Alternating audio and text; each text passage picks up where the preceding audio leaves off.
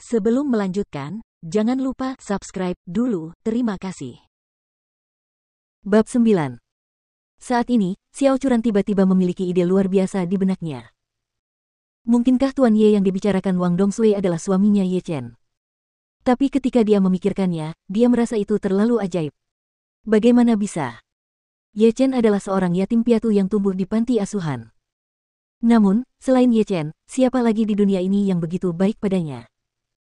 30 juta adalah keinginan yang berlebihan, tetapi pihak lain secara langsung memberinya 60 juta. Dia tidak bisa tidak bertanya kepada Wang Dongsui, wakil direktur Wang, bolehkah saya bertanya, apakah nama ketua Anda Ye Chen? Hatinya tiba-tiba, Tuan Muda diberitahu untuk tidak mengungkapkan identitasnya dan hanya bisa memberitahu orang lain bahwa nama belakangnya adalah Ye.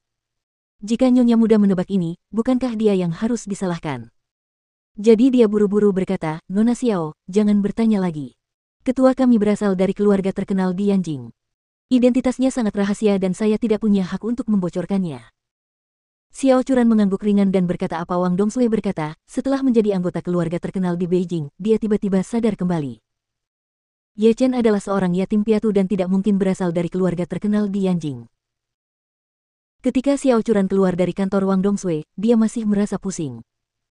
Apa yang dia pegang di tangannya adalah perjanjian kerja sama senilai 60 juta antara keluarga Xiao dan Emgrand Group. Ini semua seperti mimpi. Di gerbang Emgrand Group, Xiao Churan melihat sosok Ye Chen dan berlari ke arahnya dengan penuh semangat dan berkata, Ye Chen, aku benar-benar berhasil. Ye Chen diam-diam tersenyum di dalam hatinya, suamimu adalah bos Emgrand Group, bagaimana caranya bisakah kamu tidak bisa bernegosiasi? Namun, dia berpura-pura terkejut dan berkata, kamu bisa menegosiasikan proyek yang sulit seperti itu. Istriku, kamu luar biasa. Xiao Churan berkata, oh, ini bukan karena aku hebat, ini hanya hadiah gratis dari Emgrand Group. Apa? Ye Chen bertanya dengan sengaja, mengapa kamu mengatakan itu? Xiao Churan takut Ye Chen akan cemburu jika dia memberitahu tentang ketua di Hao Group, jadi dia berkata dengan tergesa-gesa, oh, itu dia benar. Ye Chen tertawa dan berkata, oke. Kali ini, Xiao Hailong itu harus mematuhi taruhannya dan bersujud kepadaku. Faktanya, Xiao Churan juga memiliki temperamennya sendiri. Orang-orang seperti Xiao Hailong memandang rendah dia dan suaminya dengan segala cara kerjasama, sungguh untuk membuat mereka menahan diri di masa depan. Lebih dari 10 menit kemudian, keduanya tiba di Xiao Group. Di ruang konferensi, semua orang di keluarga Xiao tampak aneh. Semua orang tahu bahwa Xiao Churan pergi ke grup di Hao pagi-pagi sekali, tetapi semua orang tidak percaya bahwa dia bisa mengatasinya, dan mereka semua menunggu untuk melihatnya tertawa. Tanpa diduga, dia kembali secepat itu. Ketika Xiao Churan dan Ye Chen tiba di ruang konferensi, semua orang menunjukkan ekspresi sinis. Xiao Hailong berkata tanpa basa-basi, oh Churan, kamu kembali hanya dalam setengah jam. Mungkinkah kamu bahkan tidak bisa masuk melalui pintu Emgrand Group? Hahaha. Oh, saudari Churan, kamu menyatakan kegagalan dalam waktu kurang dari 1 jam. Kamu telah memecahkan rekor, kan? Wajah Nyonya Xiao juga menjadi gelap. Proyek grup di Hao memang sangat sulit. Bahkan jika Xiao Churan gagal bernegosiasi, setidaknya dia harus lebih berhati-hati, bukan? Sungguh membuatnya kesal karena menyerah begitu cepat. Jadi, Nyonya Xiao menatapnya dan berkata dengan dingin, Xiao Churan, kamu sangat mengecewakanku. Ye Chen langsung mengernyit saat mendengar ini. Apakah orang-orang ini terlalu menjijikkan? Bahkan jangan bertanya tentang hasil dari masalah ini, hanya mengejeknya terlepas dari sifat masalah tersebut yang tidak pandang bulu. Terutama Xiao Hailong, bajingan penyu ini, apa yang kamu lakukan? Anda akan bersujud kepada saya nanti. Xiao Churan awalnya dalam suasana hati yang bersemangat, tetapi pada saat ini kata-kata semua orang tidak diragukan lagi menuangkan air dingin padanya. Dengan kemarahan di dalam hatinya, dia berkata, maaf mengecewakan kalian semua. Wang Dongsui dari grup di Hao telah mencapai titik temu.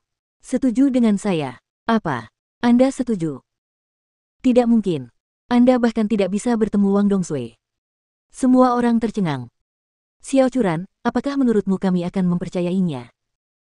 Xiao Hailong sadar dan segera menamparkan meja dan berkata dengan marah, Direktur Wang dari grup di Hao adalah elit bisnis terkenal di kota.